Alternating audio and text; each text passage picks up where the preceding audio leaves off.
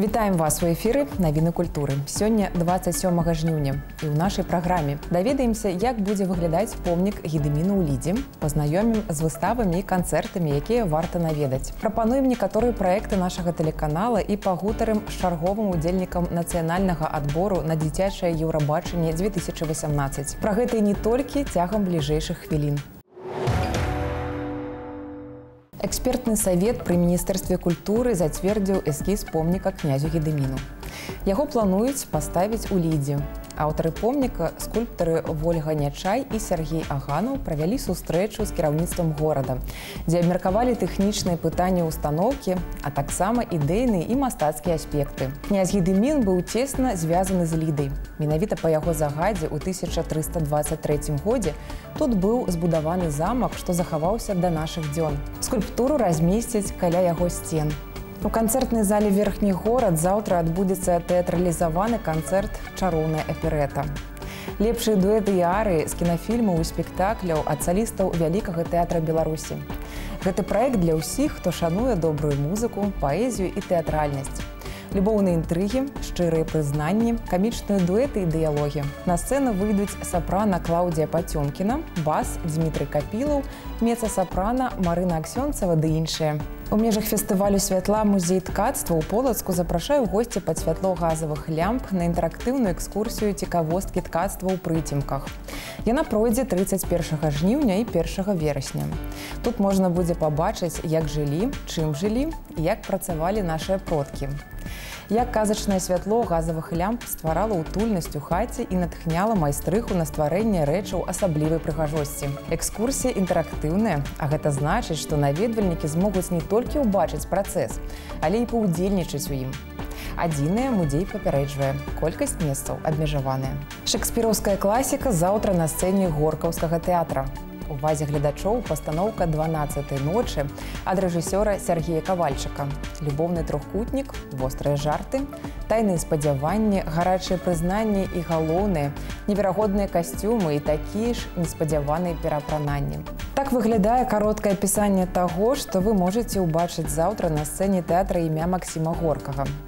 Але не рабіце заўчасных высноў. Лепш проста завітаць і пабачыць, ацаніць уласна.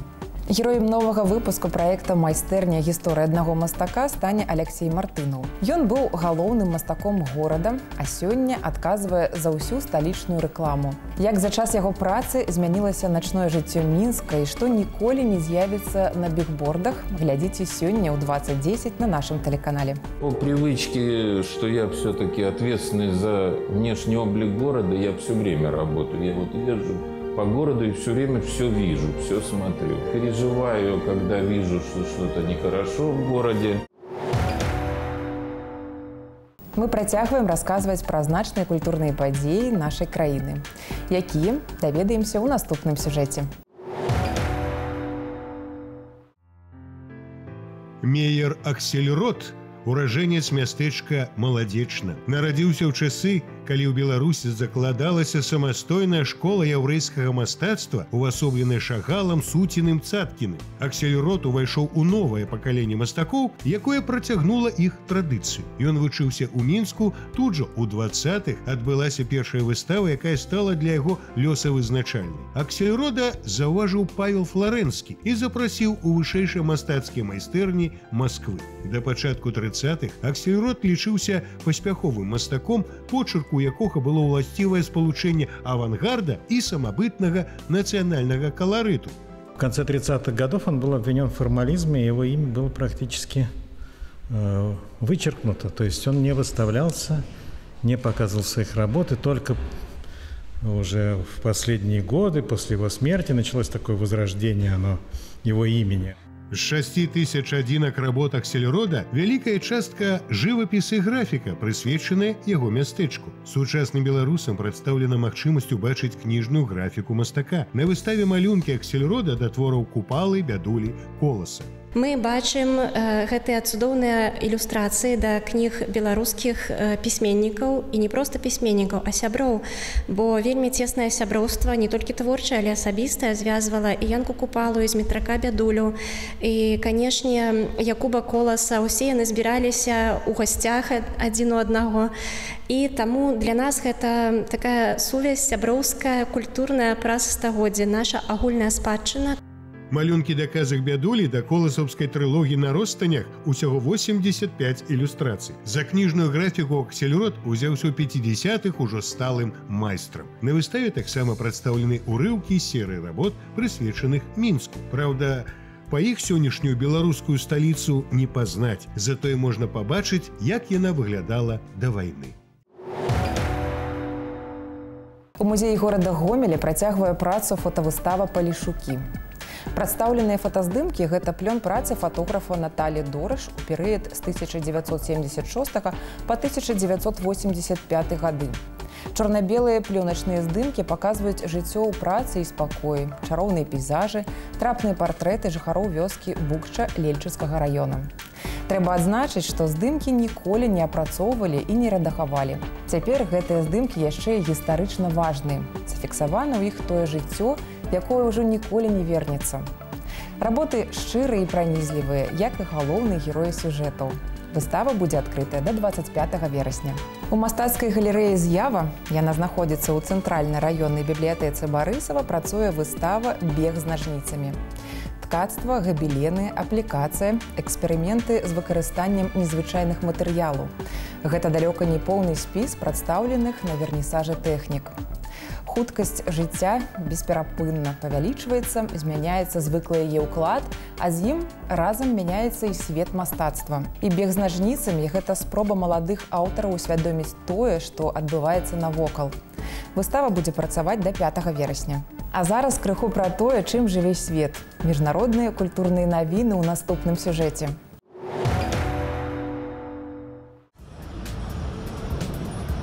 Як бы выглядала Таймс-сквер, калі б змена клімату прывяла да павышэння ўзроўню сусветнага акіяна на 8 метраў? Адказ на гэтае пытанне можна атрымаць тут жа на Таймс-сквер з дапамогай тэлефона ці акуляраў віртуальнай рэальнасці. Мы не хочам прымусіць вас верыць ці не верыць у змену клімату. Мы хутчэй хочам задаць пытанне, як выплыць на паверхню. Я б хацеў, каб людзі сыходзілі з думкай, што я ўбачыў, чаму я пра гэта думаю і што мне рабіць з тым, што я толькі што перажыў. І гэта асноўны ўклад, які мы хочам зрабіць.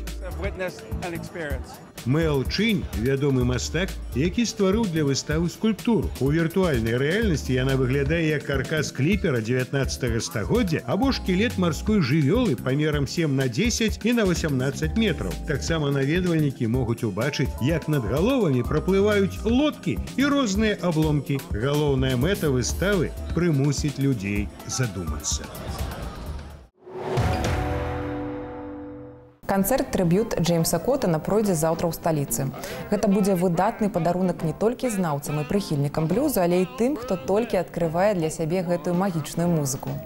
Сусветна прызнаны блюзавы выканаўца і спявак Джеймс Коттан аказаў уплыў на развіццё гэтага напрамку другой паловы 20-го стагоддзя. Маленькі губны гармонік, на якім можна шаптаць, рыкаць, стагнаць, сумаваць і радавацца. Хрыплы блюзавы вакал, гітары, саксафон, барабаны і віртуозы All Stars Blues. Краіна рыхтуецца да юбілейнага 25-го дня беларускага пісьменства. Да яго застаецца менш за тыдзень. І з гэтай нагоды наш тэлеканал ужо заўтра пачынае паказ дакументальнага фільма «Скарына дзеля Бога і людзей». Фільм не ставіць сабе мэту раскрыць усе загадкі гэтага таямнічага дзеяча беларускай гісторыі, але прасочвае самыя яркія эпізоды яго жыцця, знаёміць з версіямі і меркаваннямі вучоных і даследчыкаў. Заўтра глядзіце першую серыю, якая ахоплівае самы ранні перыяд жыцця першадрукара. Я дам грошы на выданне твоей кнігі, Францішак. Пан Бабіш, я вам вельмі ўдзячны. Толькі як гэта рэалізаваць? Дзе знайсці матэрыялы? Ды і друкароў? У Барысаве вядуцца працы па ўладкаванні музея ваеннай тэхнікі пад адкрытым небам. Ён будзе размешчаны на вуліцы Чапаева. На тым месцы, дзе ў часы Вялікай Айчыннай знаходзіўся нямецкі канцэнтрацыйны лагер Шталах 382. Яшчэ ў 1967 годзе тут быў усталяваны памятны знак. Пазней запалены вечны агонь. Зараз на гэтым месцы праводзяць мемарыяльныя мерапрыемствы. У экспазіцыі новага музея плануецца прадставіць як тэхніку часоў вайны, так і ўзоры пасляваеннага ўзбраення. Вялікі тэатр Беларусі рыхтуецца да радыкальна новай пастаноўкі оперы Штрауса «Лятучая мыш» з героем коміксаў Бэтменам, рухомымі дэкарацыямі, ваннамі і фантанамі на сцэне. Для ўвасаблення вядомай аперэты Ягана Штрауса ў Мінск прыехала каманда з Венгрыі. Рэжысёр спектакля – мастацкі кіраўнік Будапешцкага тэатра аперэты і мюзікла Міклаш Габар-Керен. Ён ужо паспеў пазнаёміцца з трупай беларускага тэатра, праслухаць і вызначыць некалькі складаў салістаў. Аперэту Іагана Штрауса паставіць на рускай мове. Рэпетыцыі плануецца пачаць у сакавіку. Да нацыянальнага адбора беларускага удзельніка міжнароднага дзіцячага конкурсу песні Еўрабачання 2018 застаецца некалькі дзён. І мы працягваем знаёміць вас з маладымі выканаўцамі, што прэтэндуюць на права прадставіць нашу краіну. 12-гадовы Артём Скароль прыехаў пакараць Мінск за Шмян Гродзенскай вобласці. Спявае ён амаль з нараджэння, а вось у ролі суаўтара песні, з якой выступіць 31 жніўня, паспрабаваў сябе ўпершыню. Як ідзе падрыхтоўка да конкурсу і колькі часу хлопчык праводзіць на рэпетыцыях у нашай наступнай размове. Здравствуй, Артём. Здравствуйте. Поздравляем с выходом в финал национального отборочного тура детского Евровидения 2018. В свои 12 лет ты уже участвовал во многих международных конкурсах. Свободное время есть, и как ты его проводишь? Нет такого, что я сижу дома и просто там играю в компьютер и смотрю телевизор.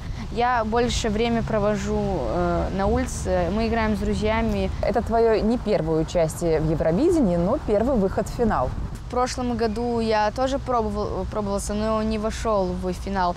Но я выступала там как гость, я пел песню «Higher and Higher» с переводом на русский «В небо за звездами». Во сколько лет ты стал заниматься вокалом? Я начал заниматься вокалом с садика. Мои воспитатели увидели во мне какой-то ярость, талант к пению и отдали уже заниматься в школу. Самый первый мой дебют был, когда я шел в первый класс. На 1 сентября я выступал тогда перед всей школой. И сейчас я являюсь солистом Национального центра музыкального искусства имени Владимира Георгиевича Мулявина. Совсем недавно вся страна болела за тебя на Славянском базаре в Витебске. Ты стал лауреатом второй премии.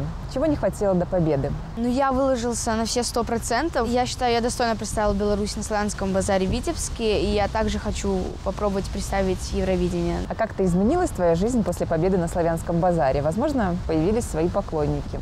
Стало больше знакомств. 20 стран-участников было из конкурса. И вот я познакомился с 5 мальчиками. Это все мальчики из вот этих стран. Как ты настраиваешься перед тем, как выйти на сцену? Есть ли свои методы? Меня всегда перед выступлением за номер до меня подходит мой педагог, и он наставляет меня, говорит теплые слова, говорит то, что у меня все получится, и то, что чтобы я выложился на все 100%. Родители еще очень мотивируют меня на хорошее выступление. А расскажи про песню, с которой выступишь в финале. Песня сама называется «Улыбнись». Это песня о том, что даже в трудный час, когда тебе очень плохо, ты должен улыбаться. Со мной на сцене будут балет Ольги Шамровой, а в зале будут моя большая группа поддержки, которая еще меня поддерживала в Витебске на Славянском базаре. Ты интересовался, кто твои конкуренты? Как ты к ним относишься? Каждый участник десятки он сам по себе сильный, потому что его выбрали жюри. Я знаком там с Марией Жилиной, потому что она является тоже солистом Национального центра музыкального искусства имени Владимира Георгиевича Мулявина, и также с Марией Гулевич. Спасибо, Артём, и победы тебе в конкурсе. І гэта ўсё, што мы паспелі вам расказаць. Пазнавайце больш разам з намі, падтрымлівайце культуру і заставайцеся на тэлеканале Беларусь 3.